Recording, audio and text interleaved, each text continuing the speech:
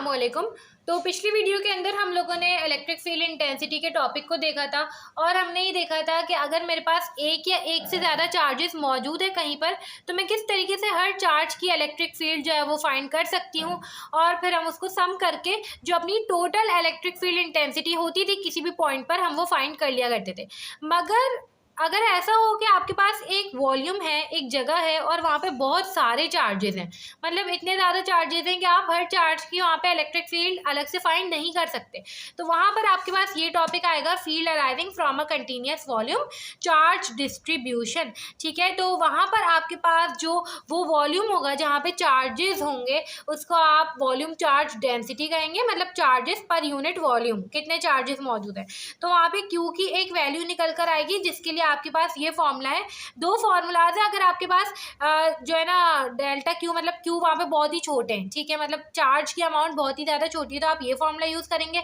वरना फिर आप इसको इंटीग्रेट करेंगे तो यहाँ से डेल्टा और डेल्टा ख़त्म हो जाएगा, ये वी की जगह डी वी आ जाएगा। रॉ वी आपके पास वॉल्यूम चार्ज डेंसिटी होती है, सवाल में गिवन होगी, ठीक है, और यहाँ पे वॉल्यूम के रिस्पेक्ट में आपको इंटीग्रेशन करनी होगी।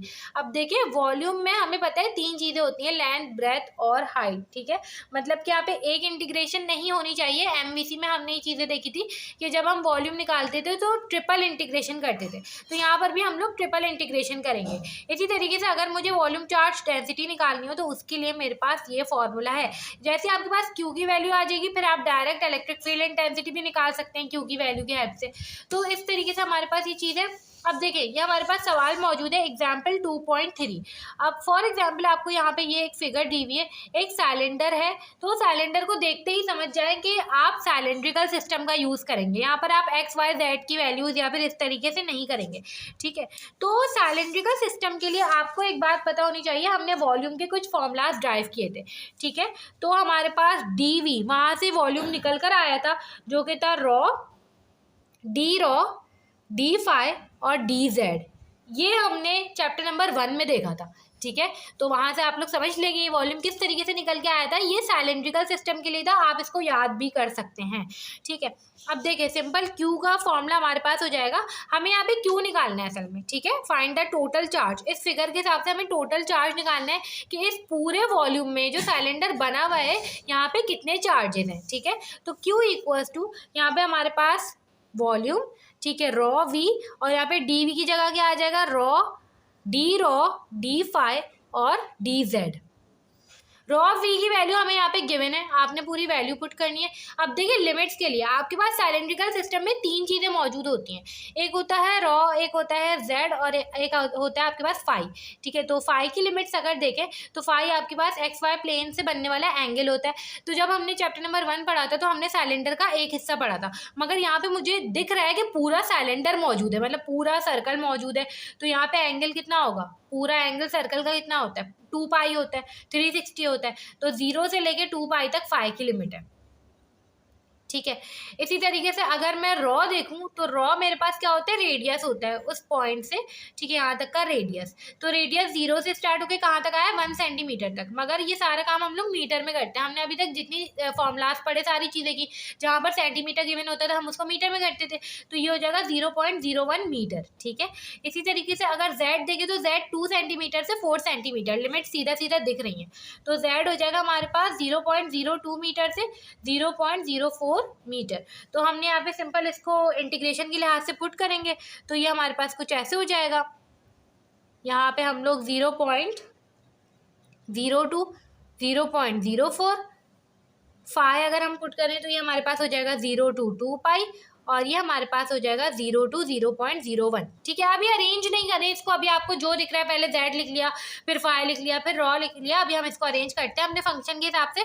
फिर आगे रॉ वी की वैल्यू लिखे जो कि हमें गिवन थी सवाल में, -5e minus exponent 5 raw Z, और आगे माइक्रो भी है, ठीक है। तो माइक्रो आपने नहीं भूलना, माइक्रो कूलम्स, आगे रॉ, डी फाई और डी जेड, ठीक है। इस तरीके से हमारे पास कुछ आ गया।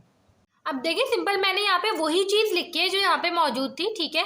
अब इसको आपने अपने हिसाब से अरेंज करना है। अगर आपने इसको पहले इस हिसाब से इंटीग्रेट कर दिया, ठीक है, फॉर एग्जांपल यहाँ पे पहले डी रॉ मौजूद है, ठीक है, मतलब पहले आप रॉ के हिसाब से अगर इसको इंटीग्रेट करते हैं तो रॉ आपके पास नीचे भी मौजूद है और ई की पावर में भी मौजूद है।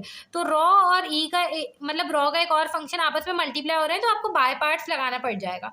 तो इसलिए सबसे आसान तरीका ये है कि जो चीज़ यहाँ पे मौजूद नहीं है ना, जेड भी मौजूद है, तो जेड को भी अभी छोड़ें, फाई मुझे यहाँ पे दिख ही नहीं रहा, ठीक है। तो मैं सबसे पहले फाई के हिसाब से इंटीग्रेट करना चाहती हूँ, तो मैं अंदर सबसे फाई लिखूंगी और रॉ के बाद भी फाई लिखूंगी। पहले रॉ भी एज अ फंक्शन, ये पूरी चीज़ है, ठीक है। तो एक्सपोनेंट -6 कहाँ से आया, आपको याद होगा माइक्रो कूलम्स लिखा हुआ था, ठीक है। तो माइक्रो आपके पास -5, एक्सपोनेंट -6 मैंने लिख दिया यहाँ पे। अब देखें फाई लिखा है पहले, उसके बाद मैंने देखा कि फिर मैं अगर रॉ लिखती हूँ तो मुझे वापस से u इंटू वी तो लगाना ही पड़ेगा, बेशक आखिर में लगाना पड़े वो ज़्यादा ठीक है। तो फिर मैंने z रखा है ताकि z की एक ही चीज़ मौजूद है तो वो भी आसानी से हो जाएगा। और यहाँ पे डी रॉ आखिर में रखा है मैंने। इसी तरीके से z जब बीच में रखा है तो इसका इंटीग्रल भी बीच में रखा है और डी रॉ यहाँ पे रखा है। अब देखें सबसे पहले मैं इस पार्ट को इंटीग्रेट करूँगी, तो इसको आसानी के लिए यहीं पर करने से अच्छा ये है कि ये पूरा पार्ट मैंने उठाया है, ये पूरा करना है हमें सॉल्व, ठीक है। ये पूरा पार्ट मैंने उठाया और यहाँ पे लिख दिया। अब मैं इसको इंटीग्रेट कर रही हूँ, कैसे करूँगी, देखिए यहाँ पे फाई का एक भी कोई चीज़ मौजूद नहीं है, तो ये पूरा एज अ कांस्टेंट बाहर आ गया, ठीक है। और फाई की कोई चीज़ मौजूद नहीं है, मतलब ये कुछ ऐसे हो गया था 2π 0 और डी फाई, ठीक है। इसका इंटीग्रेशन होके क्या आएगा, फाई आ जाएगा, तो फाई लिख दिया। और लिमिट्स क्या है इसकी, 2π और 0, फाई की जगह 2π पुट करा और 0 जब फाई की जगह पुट होगा तो पूरा फंक्शन 0 हो जाएगा। तो लिमिट्स जब अप्लाई करी माइनस के बाद पूरा 0, तो सिंपल यहाँ पे ये कुछ ऐसे हो गया है। 2π जब इससे मल्टीप्लाई होगा तो 2 -5 से -10 हो जाएगा और पाई यहाँ पे लिख दिया, रॉ यहाँ पे एज इट इज आ गया।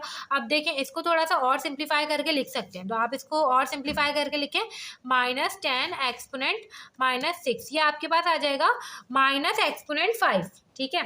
तो ये आप कुछ ऐसे लिखें -एक्सपोनेंट -5 पाई रॉ ई -एक्सपोनेंट 5 रॉ जेड। अब ये आपके पास आंसर आया है इस चीज़ का, आप इसको यहाँ पे पुट करें और अब दूसरी इंटीग्रेशन परफॉर्म कर लेते हैं। अब हमारे पास कुछ ऐसी चीज़ बन चुकी है 0, 0.01, 0.02, 0.04, ठीक है। यहाँ पे आ जाएगा -10 -5 पाई रॉ ई -10 रॉ जेड। और अब ये डी जेड हो जाएगा क्योंकि डी फाई ख़त्म हो चुका है, इंटीग्रेट कर लिया हमने डी रॉ। अब हमें इसको सॉल्व करना है। अब देखिए मैंने सिंपल क्या किया है कि मेरे पास जो आंसर आया था वो मैंने इस पूरे की जगह यहाँ पे पुट कर दिया था, ठीक है। अब मुझे इसको इंटीग्रेट करना है, तो मैंने ये पूरी चीज़ उठाई है। अब ये पूरी चीज़ देखें यहाँ से लेके यहाँ तक ये पूरी चीज़ उठाई है और मैं इसको इंटीग्रेट करूँगी, जो आंसर आएगा वो यहाँ पे पुट करूँगी। अब देखिए किस तरीके से किया है, यहाँ पे देखिए जेड के लिहाज से हम इंटीग्रेट कर रहे हैं, तो -10 -5 पाई रॉ ये सब कांस्टेंट ही मैंने बाहर निकाल लिया। ई -10 रॉ जेड ये सिर्फ रह गया, इसको मुझे इंटीग्रेट करना है। कैसे करूँगी, देखिए ई के साथ जो पावर में जो जेड का फंक्शन मौजूद है इसको मतलब डिफ्रेंशिएट करें तो वो चीज़ मौजूद होनी चाहिए थी यहाँ पे, जो कि नहीं है, जो कि है -10 5 रॉ, ये चीज़ मौजूद होनी चाहिए थी। तो आप इसको मल्टीप्लाई भी कराएंगे डिवाइड भी कराएंगे, तो मल्टीप्लाई वाला तो इंटीग्रेट होते हुए यूज हो जाएगा, डिवाइड वाला यहाँ पे रह जाएगा, ठीक है। तो ये हमारे पास इसकी इंटीग्रेशन का आंसर आएगा। लिमिट्स ऐसे पुट होंगी 0.04, आपने सिंपल क्या करना है कि यहाँ पे पुट करनी है किसकी जगह, जेड की जगह, ठीक है। अब देखें ये आपके पास फिर से एज अ कांस्टेंट ट्रीट होगा, तो ये आपने बाहर रख दिया, जेड नहीं है ना इसमें, तो आपने बाहर निकाल लिया। इसको कैंसिलेशन की एक चीज़ का ख्याल रखने का, ऐसा ना हो आप इसको देखें और -5 ये कैंसिल कर दें, नहीं ये ऊपर चला जाएगा, -5 -10 बन जाएगा और पाई रॉ कैंसिल हो जाएगा। यहाँ पे आपने जेड की जगह लिमिट पुट करी, देखें यहाँ पे 0.02 जब आप -10 की पावर 5 से मल्टीप्लाई करेंगे तो 4000 और 2000 आएगा। ये आपके पास आंसर आ गया है इस पार्ट का। अब हम इसके आगे की इंटीग्रेशन कर लेते हैं।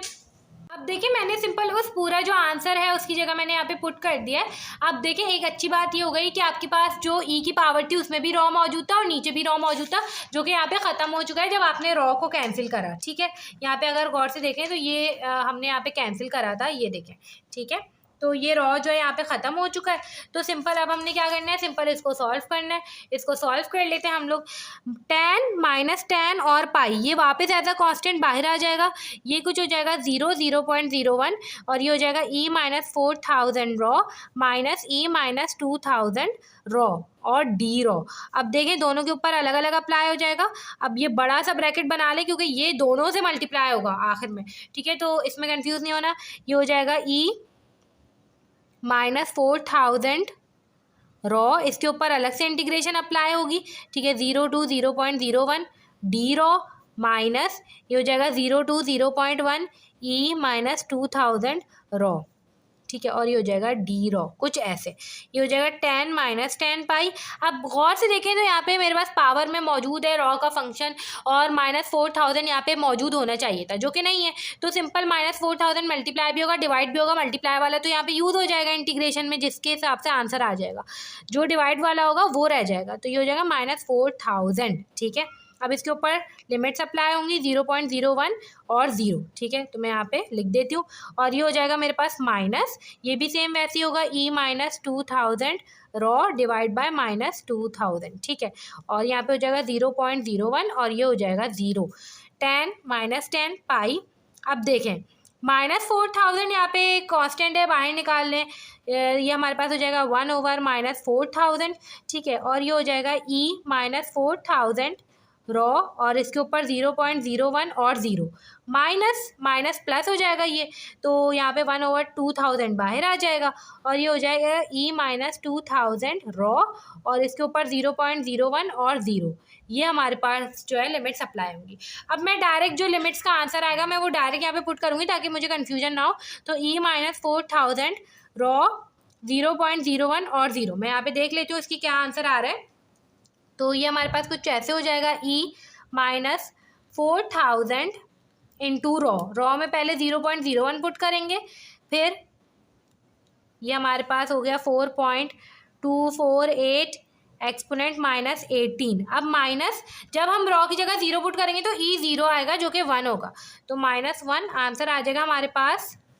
वापस से करके देख लेते, 4.248 एक्सपोनेंट -18 -1, तो -1 आंसर आ गया हमारे पास, ठीक है। इसी तरीके से जब हम ई -2000 रॉ की जगह यही काम करेंगे तो देख लेते हैं हमारे पास क्या हो जाएगा, ये हो जाएगा ई -2000 इंटू 0.01, आंसर आ जाएगा हमारे पास -2.06 एक्सपोनेंट -9, फिर माइनस ये हो जाएगा हमारे पास ई 0 जो कि 1 होगा, तो -1 हम जब करेंगे इसमें से 2.06 एक्सपोनेंट -9 -1, तो वापस से -1 आंसर आ गया, ठीक है। तो सिंपल हम यहाँ पे पुट कर लेते हैं 10 एक्सपोनेंट -10 1/-4000, ये हो जाएगा -1 प्लस 1/2000 और ये हो जाएगा हमारे पास -1। अब सिंपल अगर हम इसको सॉल्व करें तो ये हो जाएगा हमारे पास माइनस से माइनस कैंसिल हो जाएगा, 1/4000 प्लस माइनस माइनस 1/2000, इसको सॉल्व कर लेते हैं, ये हमारे पास हो जाएगा 1/4000 माइनस 1/2000, आंसर आ जाएगा हमारे पास -2.5 एक्सपोनेंट -4 मल्टीप्लाई बाय एक्सपोनेंट -10 पाई, तो मल्टीप्लाई कर देते हैं इसको, एक्सपोनेंट -10 इंटू पाई मतलब 3.142, आंसर आ रहा है हमारे पास 7-7.855 एक्सपोनेंट -14। इसको हम कुछ ऐसे भी लिख सकते हैं कि जैसे हम नैनो कूलम्स या माइक्रो कूलम्स में लिखते थे, तो इसको आप पीको कूलम्स में कन्वर्ट कर सकते हैं, तो मैं इसको पीको कूलम्स में कन्वर्ट कर लेती हूँ। तो जैसे आप इसको 2 पीछे ले जाएंगे तो ये आपके पास हो जाएगा 1 2 मतलब 0.0785 एक्सपोनेंट -12, मतलब कि ये हमारे पास हो जाएगा 0.0785 पीको कूलम्स, ये हमारे पास इसका आंसर आ गया।